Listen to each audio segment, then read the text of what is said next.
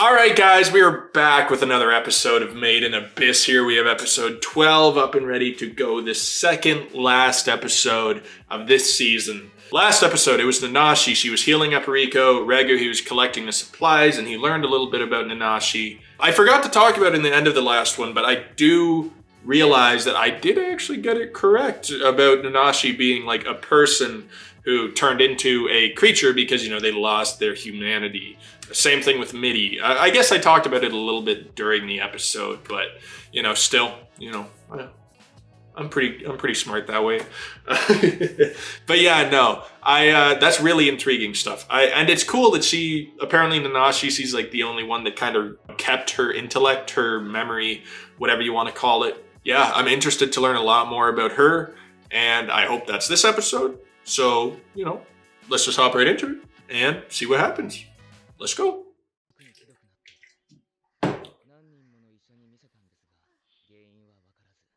Why is he sick? Even if he does survive, that's a little messed up. Why is Kiwi sick, man? I'm having trouble remembering, but before they left, Regu, he heard that story about how on their birthday, if they looked into a mirror or something, they would die. That doesn't have anything to do with this, right? That's not connected. I hope. Why would he be sick though? Why would that be a major plot point? Birthday celebration? No, so is it that myth thing that he's talking about? The birthday death disease? Oh my god. Same day of the year they were born. Why? Some disease? How does that work? How does it know the day that you were born? Eternal fortune flowers. Oh, so it's man, I thought it was just a myth, a story, but it actually, it's turned into a big deal. What the heck is this? Oh, that's cool. Huh? He's okay? He's just chilling? He's like, what's up? He's like, I'm good. Okay, hell, frick, good. Didn't even do anything. Man was just chill. Oh, is it because he got away from the... Oh, yeah, so he's not even close to the abyss now, so that's probably what helped him, right? Some kind of curse or spell. Yeah, so if you just bring the person away from the abyss, they're good? I wonder what would cause that, though. Kiwi, he hasn't even been in the abyss before, right? I don't know, I could be wrong, but it seems like him getting away from the abyss is what made him better. He's not right next to it anymore. He kind of got off that island. So, I don't know, why would him being close to it matter when he hasn't even been in the abyss? Well, hopefully, if Kiwi goes back to the orphanage, he stays okay, man. I don't want them to bring him back and he just dies. Abyss is like, gotcha, bitch. You thought you got away. Oh. Oh dear. Yeah. Okay. I was like, come on. Ooh. She's, that's the equivalent. Oh, so it's like it's like a dog. She's just, licking, showing that she likes you, I guess. What? Oh, okay. Cool. I was gonna say, if you're using MIDI as an experiment, to experiment on medicine, that's fucked up. That's cool though. So she actually, yeah. So hey, becoming a hollow isn't all that bad. It has a positive.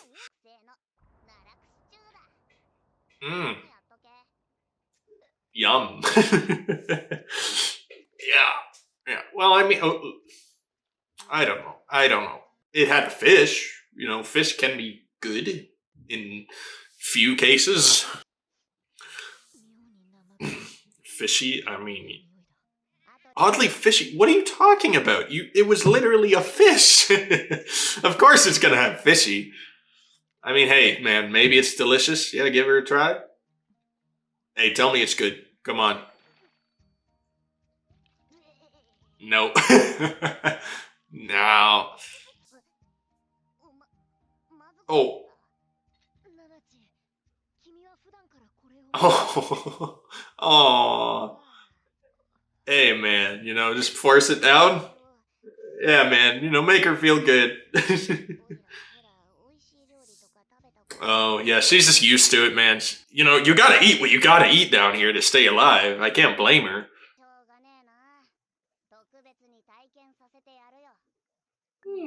Okay. Okay, let's see what's up. Oh, what the heck? A blanket? What the heck was that? What is that? Is she airbending right now? Fogweave. Oh, a relic. The curse of the abyss. Simply orbs, okay. Going up. Okay. So putting too much stress on it? Or popping through it? Oh, okay. Nation Spirit. Yeah, it's fine. Okay.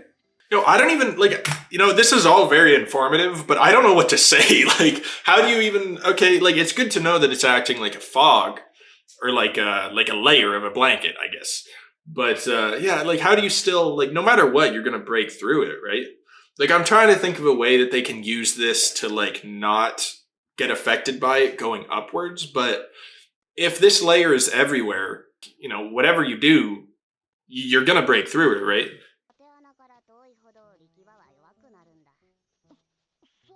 Right.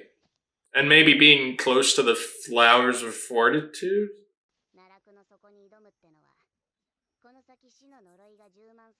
Yeah, we knew that.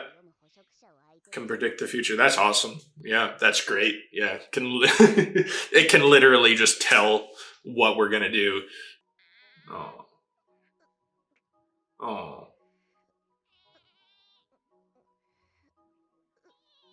Oh, waking up maybe? I mean, she might be a little bit terrified when she wakes up and sees Mitty.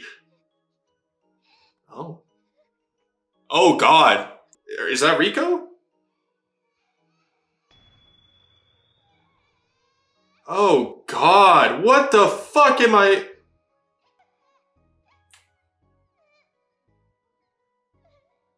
What the fuck? Okay. So that's Mitty. Mitty's just staring into her soul right now? And she melted away what was that, the sickness maybe? Okay. Respect Mitty, I think. I don't know what the fuck that was. But I think Mitty helped her in a way. Ooh, a whistle. Is that somebody blowing their whistle? That's what it sounds like. Unless it's a trap. Oh, no, that is definitely a person. Got ambushed. Oh, poor guy, man. And the man will be saved. Okay, Nanachi, give us the wisdom. Give it to us. Yeah, I ain't scared of you no more, bitch. I got you. Look up. Just look up. Really? Okay, look away from it. Alright. Look up. Boom. I see you. Oh. What was that? Oh. Do not let go. Okay, we're riding this thing like a goddamn bull. Without any thought of looking graceful. Yeah, it's like, bro, you dare touch me. Oh, really? Are you serious right now? We're just gonna let ourselves get pierced like that. Yeah, wrap it. Wrap it. Boom, squeeze that shit. We show no mercy to you. After what you did to Rico? Yeah, that's right. Yeah! We got you. Oh, bro, you're gonna pass out, dude. Ain't no way. Man's about to obliterate this thing. Yeah, she's like, bro, I didn't tell you to do that. Don't do that shit. Oh, but she's like, damn, that's beautiful. Did he kill him? Yeah. Oh, man. Yeah, she's like, what the fuck did I just witness? Is this man a god? Okay, he's good. 80%. Okay, yeah, scared it off. Why not? Most danger. Okay. Oh, okay. She's just skeptical. Hey man, you gotta respect like the kindness of people. You gotta, I don't know, you have to have faith, man.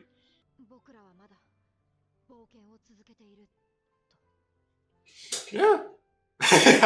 He's like, sure, I owe you that much, man.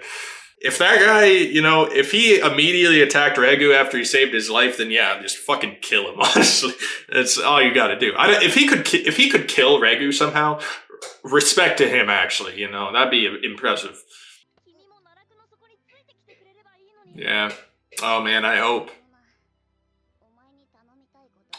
Oh. Yeah. Is man gonna pass out? He's gonna pass. Shouldn't he pass out at some point? Uh huh.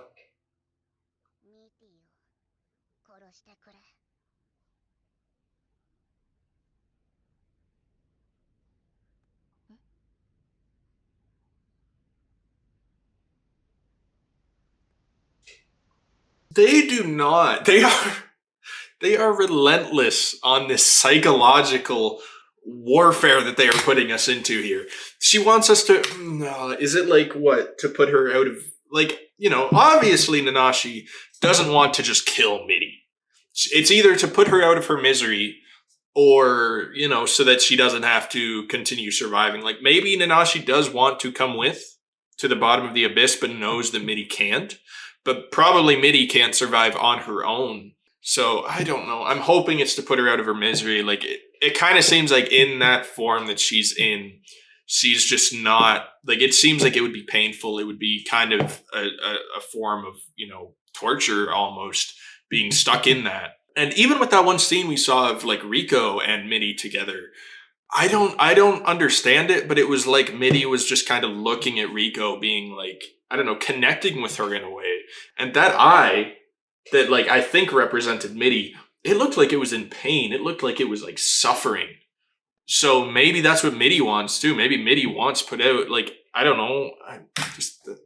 It's fucked up.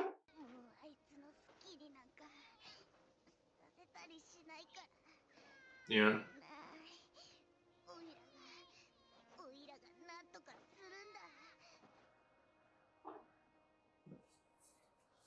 Bleeding. Oh, she's bleeding?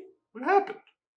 Okay, so okay. I take it she probably ran away from what's his name, the white whistle guy who was using her. Okay, at least she wasn't. As far as we know, she's still not with him. But that could be a problem because that means when we run into him, he's going to recognize Nanashi, and he might be a little pissed off. He might have some hurt feelings towards her running away. So that won't make him open towards like Rico and Regu. That might immediately make them like enemies. But I think maybe with a guy like him, this white whistle, he's probably not that good of a dude anyway. Probably wouldn't be the most friendly type. So I guess maybe it's okay. Like, she had to get away from him. Whatever he was doing, I don't doubt it. I feel like he's probably a psychopath.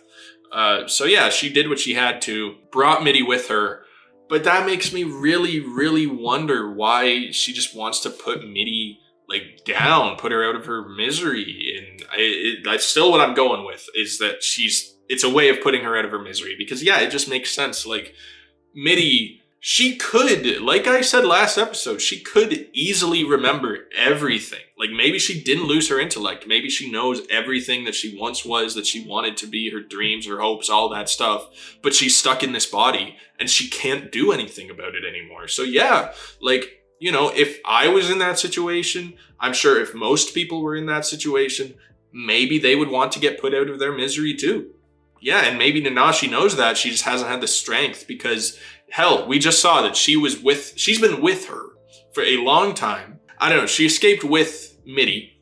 So they've been through a lot together. So of course she doesn't want to be the one to put her out. Like she's way too close to her, has too many emotions towards her. And I cannot blame her for that. But it is cruel, like, to ask Regu to do it. And I'm guessing maybe when she saw the cannon, maybe, like, it looked like she had a sort of, like, realization look to her when she saw Regu use his incinerator. Maybe that was her thinking, like, that's a good way of putting her out. That would, like, immediately just, there would be no suffering there. That would just obliterate her and she wouldn't feel a thing. So maybe that's what she was thinking. That's probably why she asked Regu to do it. Or she just saw that Regu is, like, he's strong. He can kill things when he needs to. He has that spirit, that fighting ability. He doesn't hesitate. So anyway, like, no matter what, she wants Regu to do it. I feel like maybe he will, or maybe, hey, even maybe Rico will do it, because she just had that connection and she sort of saw into Mitty, and maybe she saw how much she was suffering, and maybe when she'll wake up, she'll realize, yeah, that was Mitty, and she's not in any, like, she doesn't want this anymore. That wouldn't surprise me either, because maybe Regu, he'll be like, oh, I can't do that, she's an innocent, but then Rico, she'll kind of have that understanding, because they've been together. And through some sort of ability, like, they were able to just see each other like that. So, I don't know. Either way, I'm sure one of them is going to put her down.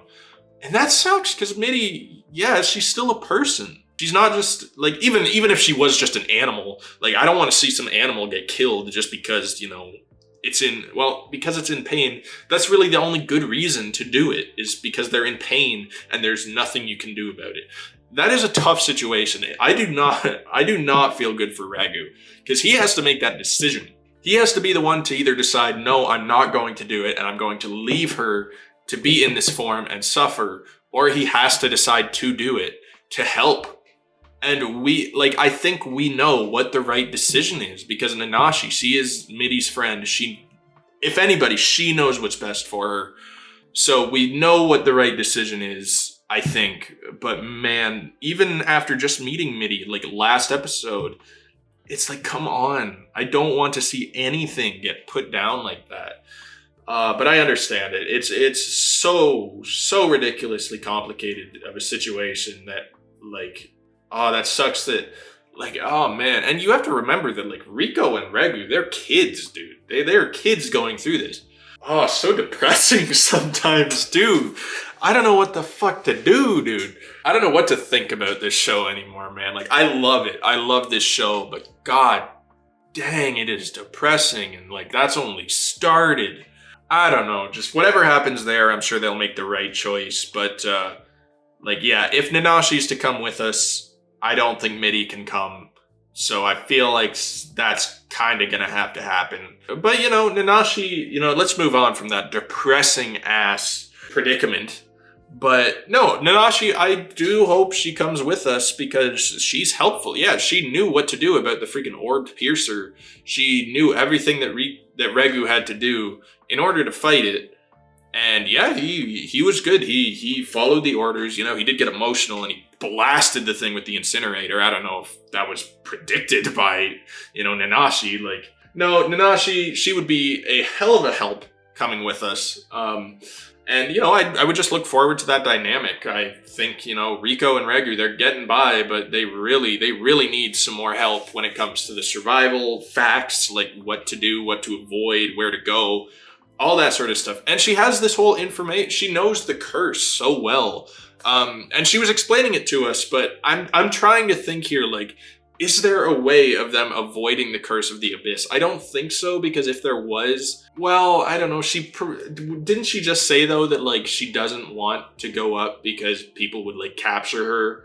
And obviously she is skeptical of adventurers, because when Regu was going up to the one he saved, she's like, no, stay away from him. Like, he is the threat now. So yeah, she doesn't want to go back up. So maybe she just hasn't tried it.